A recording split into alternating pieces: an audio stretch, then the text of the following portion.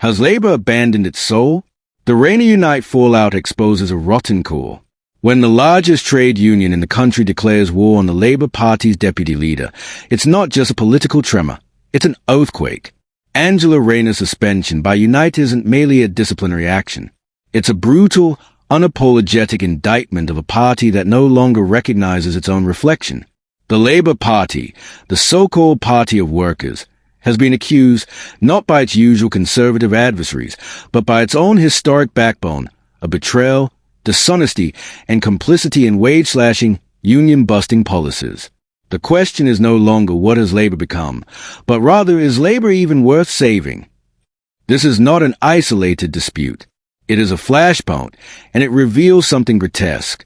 The Labour leadership, particularly under Starmer and Rayner, has courted corporate palatability at the expense of working-class solidarity. When Unite, an institution that has poured millions into Labour's coffers and decades into its campaigns, says the party has turned its back on workers, we ought to listen. Or more accurately, Labour ought to. But instead, what we're witnessing is a tone-deaf leadership doubling down on spin, terrified of upsetting Westminster dinner parties while its base starves on picket lines. Angela Rayner, once celebrated as a fiery voice of Labour's working-class roots, has become the symbol of its two-faced pragmatism. Unite's accusation that she backed a rogue council engaged in fire and rehire tactics is damning.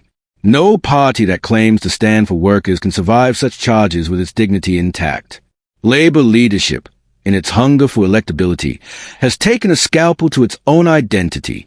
The open question is whether there will be anything left to recognize by the next general election. Let's be clear, this isn't about Birmingham alone.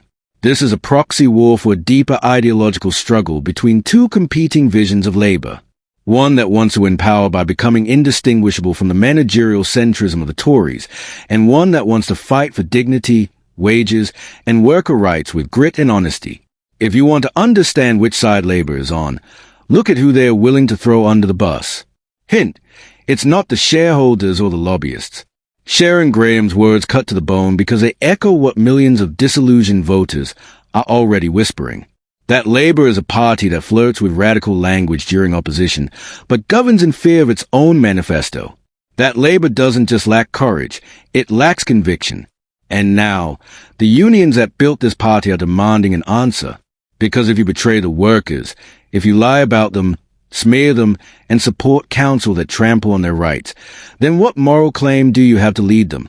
The idea that Labour could end up hemorrhaging union support to a new political formation, perhaps under the banner of Jeremy Corbyn or someone equally unshackled from a party machine, no longer sounds radical. It sounds inevitable. For years, Labour has taken its base for granted, assuming that the fear of a Tory alternative will be enough to keep the votes flowing. But fear is not a policy. Fear is not hope. And fear won't build a movement. This isn't just about Labour's future. It's about the left's survival. The public is exhausted by empty rhetoric. Workers don't need performative outrage in the Commons. They need leaders who will show up on the picket lines and actually deliver on promises. They need politicians who don't retreat into vagueness when unions are under siege. Angela Rayner had the chance to lead in that moment. She chose appeasement. Unite chose truth. And while we're talking truths, let's confront another. The Labour Party is terrified of its own past. Every time it edges close to real socialist policy, it flinches. Every time a union roars, Labour runs. And every time a strike challenges authority, Labour now looks for a side door out. This party has become so fixated on optics that it's forgotten how to take a punch and how to throw one. There is still time, just barely, for Labour to wake up, but that window is closing. If Starmer and Rayner continue treating trade unions as PR liabilities instead of democratic engines, they'll find themselves not only abandoned, but actively opposed. The base isn't stupid. They see through the sleight of hand. They know when they're being managed, not represented, and they are starting to look elsewhere. So the next time Labour trots out another polished slogan about working people, ask them which ones they are talking about. Because the ones in Birmingham, the ones earning £8,000 less thanks to decisions Labour councils made, aren't buying it anymore. And neither should we. This is not just a betrayal. It's a breaking point.